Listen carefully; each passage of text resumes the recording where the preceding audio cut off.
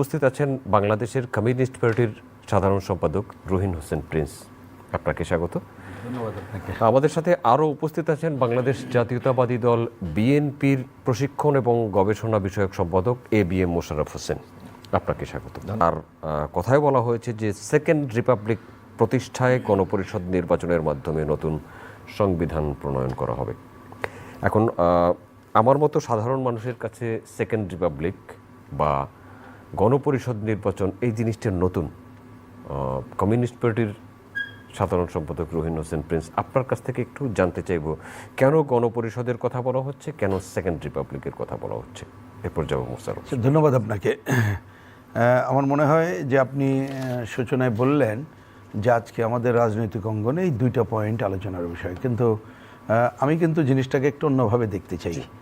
যদি বলেন আজকে সারাদিনের মধ্যে মানুষের কাছে একটা অন্যতম ব্যাপার হচ্ছে যে রমজান মাস শুরু হলো, জিনিসপত্রের দামের কি অবস্থা, কিভাবে আমাদের দেশে এটা একটা বড় ধর্মীয় উৎসব, এটা কিভাবে সে স্বাচ্ছন্দ্যের সাথে পালন করতে পারবে, ছেলে মেয়ের মুখে ঠিক মতো কী বলে উৎসবের আমেজ দিতে পারবে কিনা, সেটি একটি বিষয়। আইন শৃঙ্খলা পরিস্থিতির অবনতি যেগুলো চরম ঘটেছে তার কি হবে, এগুলো আলোচনার বিষয়। আর রাজনৈতিক অঙ্গনে যদি বলেন, হ্যাঁ এটি একটি আলোচনার বিষয়, কিন্তু এর বাইরেও যদি বলেন প্রথম আলোচনার বিষয় হচ্ছে যে আসলে হচ্ছেটা কি, নির্বাচন নিয়ে বিষয়টা কি। এক্ষেত্রে অধিকাংশ রাজনৈতিক দল বলছে অল্প সময়ের ব্যবধানে নতুন একটি রাজনৈতিক দলের আনুষ্ঠানিক আত্মপ্রকাশ ঘটল, যদিও এটা নতুন না সেই জন্যে, এবং তারা বিশেষ এই যে প্রচলিত যে কথা তার বাইরে এই দুটো কথা এনেছে বলে আলোচনায় গুরুত্বপূর্ণ। এর নিয়ে আমার কোনো দ্বিমত নাই। আমার এ ব্যাপারে ছোট ছোট 2-3টা মন্তব্য। প্রথম বক্তব্য, আসলে কোন প্রেক্ষিতে কি চায় এই ব্যাখ্যা ওই দলেরই দেওয়া উচিত, কারণ আমরা এখনো পর্যন্ত ওই দলের কোনো লিটারেচারে আমি আজকে পর্যন্ত কোনো লিখিত কোনো কিছু ওইভাবে পাইনি। শুধু ওই দিনে তারা যেটা ঘোষণা পাঠ করেছে, যেটা এসেছে সেটাই আমরা দেখতে পেয়েছি। তারপরও একটা সাধারণভাবে 2টা মন্তব্য করতে পারি। প্রথম কথা, একটু যদি আমরা দেশের শুধু না সারা জায়গায় দুনিয়ার দিকেও খেয়াল করি, তাহলে দেখবেন অনেক সময় যে প্রথমে একটা স্বাধীনতা এটা রূপলাভ করার পরে অনেকের বিবেচনায় এইটা যদি পূর্ণতা না পায় বা ওই রাষ্ট্র যে ব্যবস্থার মধ্য দিয়ে একটা নতুন রাষ্ট্র গঠন করা হলো, স্বাধীন রাষ্ট্র, সেটাকে যদি আরেকবার অন্য ধরনের রূপ দিতে বলার আলোচনাটা আসে। এটি হচ্ছে একেবারে ছোট প্রথম বক্তব্য। দ্বিতীয় বক্তব্য হচ্ছে যে সাধারণত আপনারা দেখবেন পৃথিবীর প্রায় সব দেশেই যে একটা রাষ্ট্রের তো একটা সংবিধান থাকে, মানে কিভাবে সেটা চলে। তো এখন সংবিধান তো এমন জিনিস না যে এক কথায় পরিবর্তন করা যাবে না, এটা কারেক্ট, কিন্তু সংবিধান প্রতিদিন নতুন নতুন করে লেখা হয় না। সংবিধান একটা দীর্ঘ অভিজ্ঞতার ভিত্তিতে এটা রচনা করা হয়, তারপরে প্রতিনিয়ত অভিজ্ঞতার ভিত্তিতে সেটাকে আরও আপডেট করে আগানো হয়, আরও আলাপ আলোচনা করে করা দরকার। 2 নম্বর বলেছিলাম, এই সংবিধান অনেকগুলো অপূর্ণতা আছে, আমরা তার জন্য বিকল্প অনেকগুলো কথাও বলেছিলাম, সবটা হয়তো মানা হয় নাই। তারপরে এই সময় নানা সংশোধনীর মধ্য দিয়ে অনেকগুলো এমন সংশোধনী করা হয়েছে তার মধ্যে অনেক অগণতান্ত্রিক উপাদান আছে। আর এখন যেহেতু আমরা একটা গণতন্ত্র বা দুনিয়ার যে বাস্তবতা, তাতে আমাদের হয়তো এইখানে অনেকগুলো অসম্পূর্ণতা দূর করতে হবে, কিন্তু অসম্পূর্ণতা দূর করা মানে এই সংবিধান ফেলে দিয়ে নতুন সংবিধান করা, আমরা সেটার প্রয়োজন মনে করি না। কিন্তু আমি ওদের দিক থেকে দেখলাম তারা যেটা বলছে যে এই ধরনের একটা নতুন সংবিধানও করতে হবে এবং সেকেন্ড রিপাবলিক ঘোষণা করতে হবে। তো এখন সেটা করতে গেলে করালেই আমার বিবেচনায় এটা প্রয়োজন নেই। তাদের কথার মধ্য দিয়ে যেটা ঘোষণা পড়লাম, আমি একটু পরে সেটা আসি, হয়তোবা তারা ভাবছে এইটা করব আর আমরা সংবিধান নতুন করে করব, কিন্তু এটা করার জন্য আমার ম্যান্ডেটটা কি? তা যদি আমরা একটা প্রথমে কিছু বলতে পারি যে আমরা এই কাজ করতে চাই, কিন্তু এটা করব কিভাবে, তাহলে আগে একটা গণপরিষদ গঠন করব। গণপরিষদ গঠন কি মানে এটা একটা ভোটের মধ্য দিয়ে যে এরকম একটা পরিষদ, মানে এই ধরনের একটা সংসদ গঠিত হবে যারা নতুন করে একটা সংবিধান তার যে রূপ বা খসড়া উত্থাপন করলে আলাপ আলোচনার মধ্য দিয়ে তারা হয়তো গ্রহণ করবে। তাহলে আমি হয়তো অন্যান্য রাজনৈতিক দলগুলো যে নির্বাচনের কথা বলছেন, সেই নির্বাচনের সাথে এই নির্বাচন একেবারে এই হচ্ছে আসল কথা। এবার আপনি ঠিকই বলেছেন, তাহলে পরিষ্কার কথা, তারা যেটা এখন বলতে চাইলো তার মানে এই যে এত বড় একটা গণঅভ্যুত্থানের মধ্য দিয়ে এবং মুক্তিযুদ্ধের ধারাবাহিকতা, 90-এর গণঅভ্যুত্থান, 24-এর গণঅভ্যুত্থান, এই মুহূর্তে প্রকৃত সংকট উত্তরণের জন্যে যে পথ বাংলাদেশের অধিকাংশ রাজনৈতিক দল বলছে, সেইটাকে আমার কথা বললাম খালি এই পর্বে তুলে রাখি। আমি দেখলাম তাদের বক্তব্যের শুরুতে যে কাজের কথাগুলো বলছে, সেইটা করার জন্য ইমিডিয়েট এই কাজটা কোনো প্রয়োজনীয়তা আছে বলে আমার মনে হয় না। আসবো আপনার কাছে। এবিএম মোশাররফ হোসেন, রহিন হোসেন প্রিন্স তার বক্তব্যে অনেকগুলো কথা বলেছেন সেকেন্ড রিপাবলিক বা গণপরিষদ নিয়ে।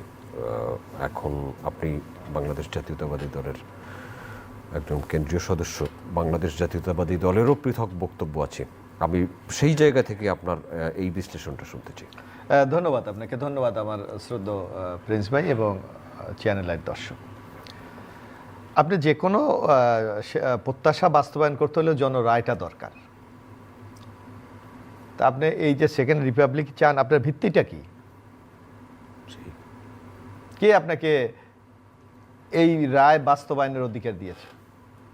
আপনাকে যদি অধিকার অর্জন করতে হয়, আপনাকে জনগণের সমর্থনে যেতে হবে, অর্থাৎ তাদের ভোট আপনাকে নিতে হবে। হ্যাঁ, আপনি যে কোনো কর্মসূচি দিতে, যে কোনো সেইটা কখন গ্রহণযোগ্য হবে? যখন জনগণ তাদের প্রতি সমর্থন দেবে।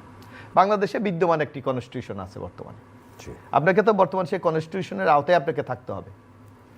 যদি আপনাকে নতুন সংবিধান রচনা করতে হয়, তাহলে আপনি গণভোটে যাবে। তাহলে আমি এখানে প্রিন্স ভাই অভিজ্ঞ রাজনীতিবিদ আছে, আমার মনে হয় এই জাতীয় নাগরিক কমিটি যারা আছে তাদের উচিত আগামী দিনে তো একটি জাতীয় নির্বাচন আমাদের সামনে, এই নির্বাচনে তাদের এইটাই তাদের মূল প্রতিবাদ্য বিষয় হওয়া উচিত যে আমাদেরকে আপনারা ভোট দেন, আপনারা যদি ভোট দেন আমরা নতুন সংবিধান রচনা করব, নতুন সেকেন্ড রিপাবলিক যেটা তারা বলতে যাচ্ছে। মানে সেকেন্ড রিপাবলিক বলতে আমরা এইটুকু বুঝি যে একটা নতুন সংবিধান তারা চায়। তো নতুন সংবিধান চাইলে তো জনরায়টা দরকার, কারণ বর্তমানে একটা বিদ্যমান সংবিধান তো আছে। সেই ভোটটি কি বা গণপরিষদের যে ভোট হবে সেই ভোট কি জাতীয় সংসদের নির্বাচনের মতো বা জাতীয় নির্বাচনের মতো? না, গণপরিষদ নির্বাচন আপনি কিভাবে করবেন, এখন কোন সিস্টেমে করবেন? তারা এরকম একটা প্রস্তাব দিতে পারে। আমি তো বললাম তারা আগে নির্বাচনে তাদের এই ম্যানিফেস্টোকে বাস্তবায়ন করতে হলে আগে নির্বাচনে জিততে হবে, জিতে তারা গণপরিষদ করেন, সংবিধান চেঞ্জ করেন, বাংলাদেশে নতুন বন্দোবস্ত করেন, সেইটা করতে হবে। কিন্তু বিদ্যমান যে সংবিধান আছে এই সংবিধানের ভিতর তো আপনি এটা করার সুযোগ নাই। হ্যাঁ, আপনি পারবেন, যেটা প্রিন্স ভাই অত্যন্ত চমৎকারভাবে বলেছে। আজকে বাংলাদেশের এই 53 বছরের সংবিধান 16 বার সংশোধন হয়েছে, কারণ অনেকে বলে 72-এর সংবিধান আমরা ফিরে যেতে চাই না। আপনি যদি আওয়ামী লীগ তো এই সংবিধান প্রণয়ন করেছে, তাদেরকে বলেন তারা ফিরে যেতে পারবে কিনা? আওয়ামী লীগের পক্ষে যাওয়া সম্ভব? আওয়ামী লীগকে তো এখন না, আমি বলি আপনি যুক্তির খাতিরে যদি বলেন আওয়ামী লীগের কোনো অতিথি যদি এখানে থাকতেন, তাকেও যদি আপনি বলতেন যে আপনি 72 সংবিধানে ফিরে যান, যদি যাওয়াই যেত তাহলে তারা যেত? সম্ভব না। জি, কারণ আমরা সেই 72 থেকে শুরু করে এই 2024 পর্যন্ত এই আমরা বলি কি যে অবাধ, সুষ্ঠু, নিরপেক্ষ নির্বাচন দরকার। প্রিন্স ভাই তো আমরা তো এই আন্দোলন দীর্ঘদিন করছি না, কিন্তু আমরা 3টা নির্বাচন আমরা জনগণের রায়ের কোনো প্রতিফলন করে নাই। যারা দায়িত্ব ছিল আপনি তাদের বিরুদ্ধে কি ব্যবস্থা নিতে পেরেছেন? খালি মুখে আমরা বলি নতুন ব্যবস্থা চাই, নতুন বন্দোবস্ত চাই, বাস্তবে যদি আপনি এই 5ই আগস্টের পর যদি আজকে যারা 14, 18, 24-এর নির্বাচনে অনিয়ম করেছে, দুর্নীতি করেছে, একটা সরকারকে ক্ষমতায় আসে, আপনি তাদেরকে যদি দ্রুত বিচারের আওতায় আনতে পারতেন, তাহলে বোঝা যেত যে আপনি একটা নতুন কিছু বাংলাদেশে চান। আপনি তো চান না, আপনি আবার নতুন সংবিধান রচনা করলেন, কিন্তু তার বাস্তবায়ন আপনি করতে পারলেন না। লাভটা কি? তা যার জন্য আমি মনে করি সংবিধান কোনো বিষয় না, এখানে হলো প্র্যাকটিসটা আপনার কি, আপনি কি ব্যবস্থা গ্রহণ করছেন সেটা। না, আমাদের কনস্টিটিউশনে স্পষ্ট ভাষা আছে, যদি আপনার কোনো নির্বাচনে যদি অনিয়ম দেখেন, নির্বাচন বাতিল করে দিতে পারেন, নির্বাচন প্রার্থীতা বাতিল করে দিতে পারেন, তাদের বিরুদ্ধে আপনার মামলার মাধ্যমে শাস্তি ব্যবস্থা করতে পারেন। আপনার আকাঙ্ক্ষাটা কি ছিল? আপনার আকাঙ্ক্ষাটা ছিল একটা বৈষম্য বিরোধী ছাত্র আন্দোলন, অর্থাৎ আপনার চাকরির ক্ষেত্রে বৈষম্য, কোটার কারণে আপনি চাকরি পাচ্ছেন না, সেই অবসান ঘটিয়ে আপনি মেধার একটা স্বীকৃতি আপনি চেয়েছেন। সেখান থেকে আপনি বলছেন তার আকাঙ্ক্ষা নাকি এই রাষ্ট্র ব্যবস্থা চেঞ্জ করে ফেলতে হবে। কখন আপনি বলেছেন এই কথা? বরং রাজনৈতিক শক্তিগুলো দীর্ঘদিন শেখ হাসিনার বিরুদ্ধে এই 15.5 বছর আন্দোলন করেছে, জেল খেটেছে, মামলা খেলেছে, গুমের শিকার হয়েছে, বা বছরের পর বছর কারাগারে গিয়েছে। আজকে আপনি তাদের কাউকে আপনার কোনো প্রয়োজন নেই, আপনি নতুন একটা সংবিধান। হ্যাঁ, আমরা কোনো আপত্তি নেই, আপনি নতুন দল করেছেন প্রিন্স ভাই, সবাই আমরা যারা রাজনৈতিক দল আমরা কিন্তু স্বাগত জানিয়েছি।